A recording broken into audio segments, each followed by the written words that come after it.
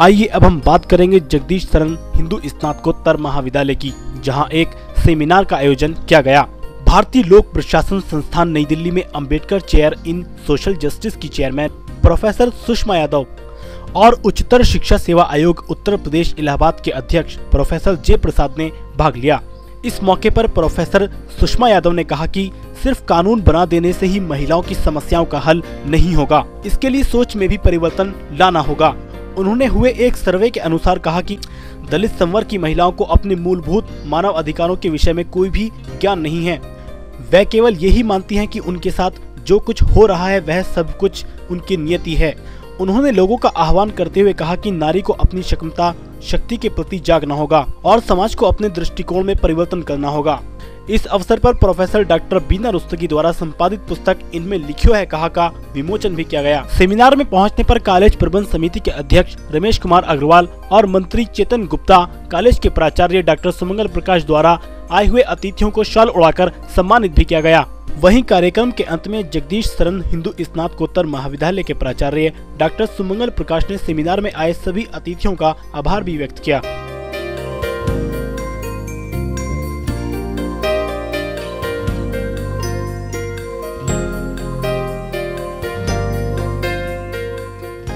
जब हम आजाद हुए तो महिलाओं की सहभागिता संपूर्ण सामाजिक, राजनीतिक और आर्थिक आयामों में बहुत कम थी। और उसमें मुझे लगता है कि हम सबका दोष इसलिए है कि जो जेंडर्ड पेट्रियार्की जिसको हम बात करते हैं, जो कॉलोनियल टाइम से शुरू हुई थी बहस और अब तक सोशियोलॉजी में चल रही है, कि जो पेट्रियार्कल थिंकिंग है और वो हम सब में है, क्योंकि बच्चे पैदा होते ही वो तो स्त्री पुरुष के रूप में जन्म लेते ही हैं। लड़का लड़की होते हैं, वो उसको स्त्री पुरुष हम बना देते हैं, क्योंकि हम ही कहेंगे बेटा तुम बाहर जाकर खेलो, और लड़की को कहेंगे कि तुम्हें घर का काम जरूर आना चाहिए, दूसरे के घर जाओगी, हमारी नाक कटवाओगी, या हम क्या उनके सामने मुंह दिखाएंगे। वहीं से शुरू हो जाता है एक सोशियोलॉजिक डेवलपमेंट या इवोल्यूशन और अंडरस्टैंडिंग, जहां हमारी सीमाएं निर्धारित कर दी जाती हैं। वो सीमाएं धीरे धीरे इतनी ज़्यादा बनती हैं, जैसे हम जल्दी से लड़कों को, अब थोड़ा समाज बदल गया है तो अब तो हम डरने लग गए हैं, लड़का भी अगर देर तक बाहर रहे तो लगता है ड्रग्स ना लेने लगे या कोई और प्रॉब्लम ना आ जाए, तो हम मना करते हैं। नहीं तो ये होता था अंधेरा हो गया तुम वहाँ मत जाओ, लड़की हो लड़की की तरह बिहेव करो, सुरक्षित होना तुम्हारा कर्तव्य है, मेरा कर्तव्य है, बाहर जा रही हो तो जरा देख कर जाया करो, आंख नीची करके चलो। ये हम लड़कियों को समझाते रहे, लड़कों को हम ये बातें नहीं। और हम क्यों समझाते हैं, इसमें कई बार ये कहा जाता है कि महिलाओं का दोष है। महिलाओं का दोष नहीं है। और ये भी बहुत लोग कहते हैं कि महिला ही महिला की दुश्मन होती है, बहुत सरलता से कह देते हैं, वो नहीं होती है। समस्या ये है केवल क्योंकि महिला उसी सिस्टम में, उस थॉट सिस्टम में ग्रो की है। उस थॉट सिस्टम में यदि लड़की के साथ कुछ हो जाए और उसको हम अपने पूरे परिवार की इज्जत, पूरे समाज की इज्जत, पूरी कम्युनिटी की इज्जत के साथ जोड़ देते हैं, तो अंततः यही कहा जाता है तुम तो माँ थी, तुम तो इसे समझा सकती थी, ये क्या हुआ इसके साथ, ये क्या किया इसने। और इसलिए जो महिला ही पहले बार उस पर बंधन लगाना शुरू करती है, वो उस जेंडर्ड पेट्रियार्की का परिणाम है। इसलिए कानून हमने बहुत अच्छे बनाए, संविधान हमने बहुत सुंदर समतावादी बनाया, लेकिन उनको हम क्रियान्वित नहीं करवा पाए। और जब क्रियान्वित होने लगे हैं तो एक और प्रश्न महिला आंदोलन के सामने आ गया है कि जैसे ही डोमेस्टिक वायलेंस बिल आया तो उसकी ज्यादतियां भी आरंभ हो गई।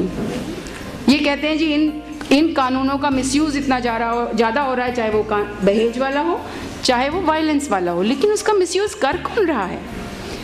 गंभीरता से सोचने का प्रश्न ये है कि उसे कौन मिसयूज कर रहा है। लड़की के माध्यम से फिर परिवार ही यूज कर रहा है उसको।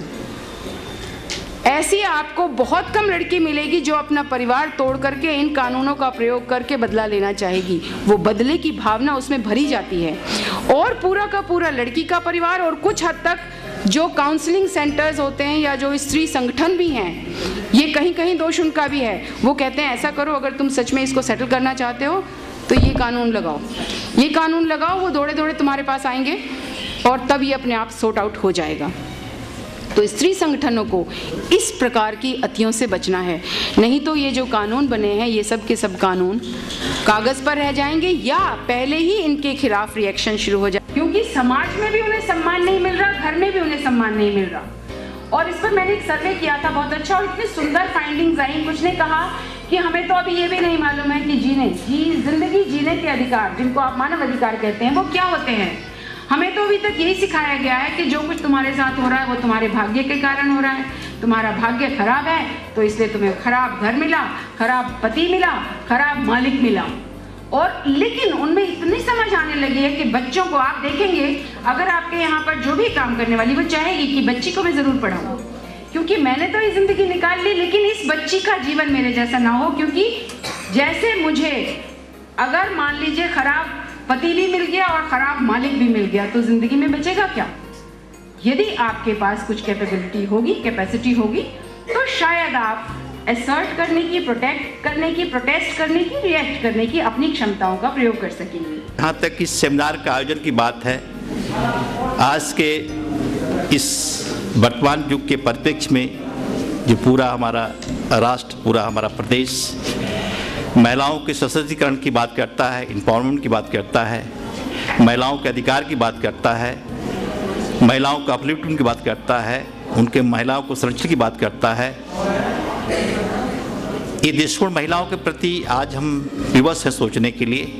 क्यों? किसी भी राष्ट्र का, किसी भी देश का मान सम्मान करना बहुत सभी का धर्म होता है।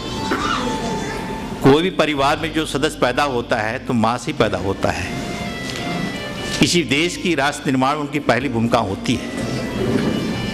अगर महिला इग्नोर कर दे कि हम बच्चा पैदा नहीं करें तो राष्ट्र का निर्माण नहीं हो पाएगा आपका। क्या कर लोगे? कि प्राचीन काल से ही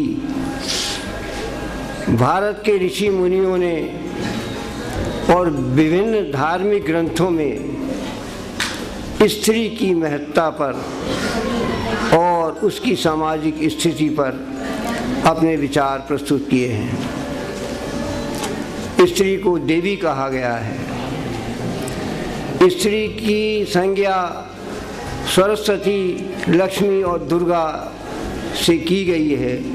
स्त्री को पूजा के योग्य बताया गया है। सामाजिक और जीवन के रथ के पुरुष और स्त्री दो समान पहिए हैं। अगर एक पहिया कमज़ोर हो जाता है तो दूसरा भी कमज़ोर हो जाता है और उसके उस अस्तित्व की भी कल्पना नहीं की जा सकती। मेरे लिए बड़े हर्ष का विषय है कि इस महाविद्यालय में लगभग 1 दशक से भी अधिक समय से इस प्रकार के कार्यक्रमों का आयोजन होता रहा है और इस बार सौभाग्य से मैं भी उसका भाग बना। मैं बहुत छोटा था तभी सोचा करता था कि महिला सशक्तिकरण में शायद उसकी जो फाइनेंशियल डिपेंडेंस ऑन मैन या उसको कहें कि कम आत्मनिर्भर है आर्थिक रूप से, शायद वो एक बड़ा कारण है